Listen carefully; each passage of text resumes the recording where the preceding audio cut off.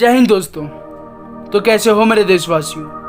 आ गया हूँ मैं अपनी एक नई वीडियो लेकर, जिसमें हम जानेंगे भारतीय संविधान के लिए किए गए प्रयासों के बारे में।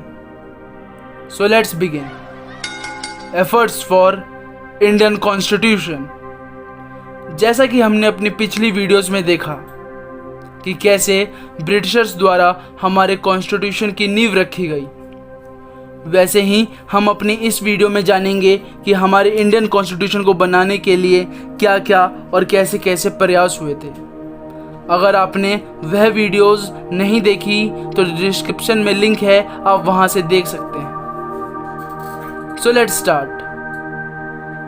इन 1897 बाल गंगाधर तिलक जी ने स्वराज बिल में यह मेंशन करा था कि हमारे भारत का एडमिनिस्ट्रेशन कैसा होना चाहिए। कुछ सालों बाद 1922 में महात्मा गांधी जी ने यह मांग रखी थी कि भारत की राजनीतिक नियति का निर्धारण स्वयं भारतीयों द्वारा ही किया जाना चाहिए। उनके कहने का यह तात्पर्य था कि हमारे भारत की राजनीतिक भविष्य कैसा होगा यह भारतीयों को ही तय करना चाहिए, ना कि ब्रिटिशर्स को। कुछ सालों बाद 1934 में मनोबेंद्र नाथ रॉय जी ने यह आइडिया दिया कि India should have its own constituent assembly. आगे चलकर 1935 में यह इंडियन नेशनल कांग्रेस का ऑफिशियल डिमांड बन गया कि भारत का अपना संवैधानिक सभा होना ही चाहिए। At that time Willingdon was the viceroy of India. वहीं दूसरी ओर 1 सितंबर 1939 को वर्ल्ड वॉर 2 आरंभ हो चुका था, जिसमें एक और एक्सिस पावर जो कि जर्मनी, इटली एंड जापान थी। वहीं दूसरी ओर the allies of France, Great Britain, United State and Soviet Union थे। वहीं भारत में 3 सितंबर 1939 को लॉर्ड लिनलिथगो, जो उस टाइम का वाइसरॉय ऑफ इंडिया था, उसने यह डिक्लेयर कर दिया कि India will be fighting alongside with Britain in world war 2 without consulting any Indians. यानी भारत विश्व युद्ध में ब्रिटेन के साथ लड़ेगा बिना किसी भारतीय से परामर्श लिए बिना। यह बात लिनलिथगो ने घोषित कर दी। इस बात से क्रोधित होकर जो भारतीय उनकी मिनिस्ट्री में थे, उन्होंने रिजाइन दे दिया। मार्च 1940 में कांग्रेस एक सेशन का आयोजन करती है रामगढ़, बिहार में। वहां यह चर्चा चल रही होती है कि अब हमने तो रिजाइन भी कर दिया, अब आगे क्या करना है। फिर वहां एक रेजोल्यूशन पास होता है कि कांग्रेस सेकेंड वर्ल्ड वॉर में ब्रिटिश गवर्नमेंट का समर्थन कर सकती है यदि वह एक प्रोविंशियल नेशनल गवर्नमेंट सेटअप करती है सेंटर में। तो इस रेजोल्यूशन के रिस्पॉन्स में लिनलिथगो, वाइसरॉय ऑफ इंडिया, अगस्त में एक प्रपोजल पास करता है which is known as August offer. August offer के जवाब में लिनलिथगो यह एक्सेप्ट कर रहा था कि इसके बाद सारी पॉलिटिकल पावर्स ब्रिटिश गवर्नमेंट को वर्ल्ड वॉर 2 में फुल सपोर्ट करेंगे। तो आइए जानते हैं कि अगस्त ऑफर में क्या क्या कंडीशंस थे। तो पहली कंडीशन में कॉन्स्टिट्यूएंट असेंबली के एस्टेब्लिशमेंट की बात की गई थी। कांग्रेस बहुत टाइम से कॉन्स्टिट्यूशन असेंबली की मांग कर रहे थे, जो कि इस ऑफर में मान लिया गया। अगस्त ऑफर में प्रॉमिस किया गया था कि कॉन्स्टिट्यूशन असेंबली एस्टेब्लिश की जाएगी, जिसका काम होगा कॉन्स्टिट्यूशन ऑफ इंडिया को फ्रेम करना। ब्रिटिशर्स ने पहली बार माना कि India can frame their own constitution. Constitution assembly में सिर्फ इंडियन होंगे और ऑब्जेक्टिव होगा डोमिनियन स्टेटस। दूसरी कंडीशन में वाइसरॉय एग्जीक्यूटिव काउंसिल में ब्रिटिश मेंबर से ज्यादा इंडियन मेंबर होंगे for the first time. Third condition में some power given to minorities. उन पे यह पावर थी कि ऐसे किसी भी कॉन्स्टिट्यूशन प्रोविज़न को एक्सेप्ट नहीं किया जाएगा जिस पर हम माइनॉरिटीज़ की सहमति नहीं होगी। मुस्लिम लीग ने यह ऑफ़र एक्सेप्ट कर लिया क्योंकि मुस्लिम लीग को माइनॉरिटीज़ वाला पॉइंट ज़्यादा अच्छा लग गया। इनको थोड़ी प्रॉब्लम एग्जीक्यूटिव काउंसिल से थी, बट ओवरऑल इनको ऑफ़र एक्सेप्ट था। कांग्रेस ने इस ऑफ़र को साफ रिजेक्ट कर दिया।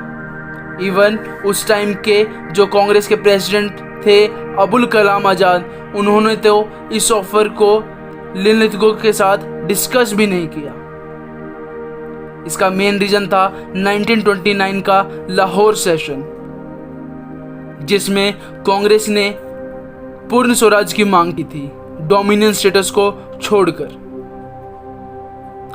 और इस ऑफर में डोमिनियन स्टेटस की ही बात हो रही थी। इनका यह भी कहना था कि अगस्त ऑफर की सारी कंडीशंस वॉर खत्म हो जाने के बाद पूरी की जाएंगी। वहीं दूसरी ओर ब्रिटिश आर्मी हार रही थी जापानीज आर्मी से। ब्रिटिशर्स ने जो अपनी साउथ ईस्ट कॉलोनी बनाई थी वहां पर जापानीज आर्मी ने इन्वेड कर दिया। 8 दिसंबर 1941 को जापानीज आर्मी माल्या में इन्वेंट करती है और ब्रिटिश आर्मी को हरा देती है। सिंगापुर में एयरक्राफ्ट से बॉम्ब अटैक कर दिया इन्होंने। इसके बाद हांगकांग एंड फिलीपींस में भी हमला कर देती है। इसके अलावा जापानीज आर्मी ने अमेरिका के पर्ल हार्बर में बॉम्ब अटैक कर दिया, जो कि ब्रिटेन का अलायंस था। इस अटैक ने अमेरिका के प्रेसिडेंट को हिलाकर रख दिया। ब्रिटेन अपने साउथ ईस्ट कॉलोनी को इसलिए नहीं बचा पाया क्योंकि वहां के लोग ब्रिटेन को वॉर एफर्ट में सपोर्ट ही नहीं कर रहे थे। अब जापानीज का एम था इंडिया, और अब इंडिया में भी कुछ साउथ ईस्ट कॉलोनी जैसा ही हाल था।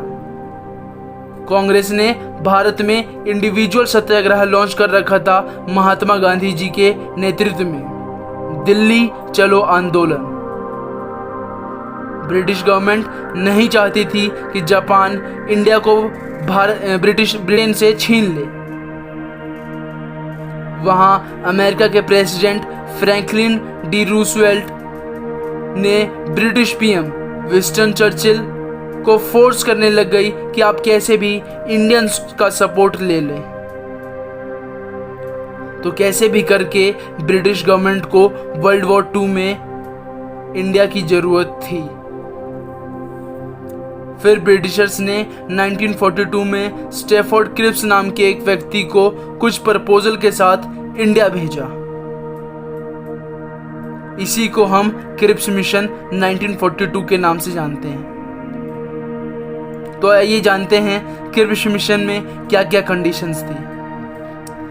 पहली कंडीशन में ब्रिटिश गवर्नमेंट ऑफ इंडिया, मतलब ब्रिटिश गवर्नमेंट इंडिया को वॉर खत्म हो जाने के बाद डोमिनियन स्टेटस देने का प्रॉमिस किया। दूसरी कंडीशन में कॉन्स्टिट्यूशन असेंबली बनाई जाएगी जो कि कॉन्स्टिट्यूशन ऑफ इंडिया को फ्रेम करेगी, और इसमें कुछ मेंबर प्रोविंस से इलेक्ट होकर आएंगे और कुछ प्रिंसली स्टेट से प्रिंस द्वारा नॉमिनेट किए जाएंगे। तीसरी कंडीशन थी राइट टू सक्सीड, जिसमें यह बात की गई थी कि जो प्रोविंशियल स्टेट और प्रिंसली स्टेट इंडियन यूनियन के साथ नहीं जुड़ना चाहते वह अपना खुद का कॉन्स्टिट्यूशन बना सकते हैं, और चाहें तो अपना अलग यूनियन भी बना सकते हैं। ये सारी कंडीशन वॉर के बाद अप्लाई होंगी। चलिए अब जानते हैं इंडियंस पॉलिटिकल पावर का रिएक्शन इस ऑफर पे। कांग्रेस ने इस ऑफर को साफ रिजेक्ट कर दिया इन कारणों की वजह से। पहला कारण था इन्होंने फिर इसमें डोमिनियन स्टेटस की बात की जो कि 1929 में खत्म हो गई थी। अब कांग्रेस को पूर्ण स्वराज चाहिए था। दूसरा कारण था प्रिंसली स्टेट से प्रिंस खुद ही नॉमिनेट होगा, ना कि प्रिंस किसी और को नॉमिनेट करेगा। तीसरा कारण यह था कि जो वे बात कर रहे थे प्रिंसली स्टेट और प्रोविंशियल स्टेट इंडिया से ज्वाइन नहीं करना चाहती तो अपना अलग कॉन्स्टिट्यूशन बना सकती है, यह बात कांग्रेस को बिल्कुल पसंद नहीं थी, क्योंकि कांग्रेस नहीं चाहती थी देश बनने से पहले ही देश के टुकड़े टुकड़े हो जाएं। यह कंडीशन तो ब्लूप्रिंट ऑफ पार्टीशन लग रहा था। और एक कारण यह भी था कि ये सारी कंडीशन वॉर के बाद पूरी की जाएंगी, इसलिए गांधी जी ने इस क्रिप्स मिशन को पोस्ट डेटेड चेक भी कहा था। और मुस्लिम लीग ने यह ऑफर भी रिजेक्ट कर दिया, क्योंकि मुस्लिम लीग को तो पाकिस्तान बनाना था और इस ऑफर में पाकिस्तान की कोई बात नहीं हुई थी। तो ओवरऑल क्रिप्स मिशन भी रिजेक्ट हो गया। आज के लिए इतना ही। हम अगली वीडियो में जानेंगे कि हमारा भारतीय संविधान कैसे बना। अगर यह वीडियो आपको अच्छी लगी तो लाइक करें, सब्सक्राइब करें, hit the bell icon and share if you want your friend to know about the efforts for Indian Constitution. Thanks for watching.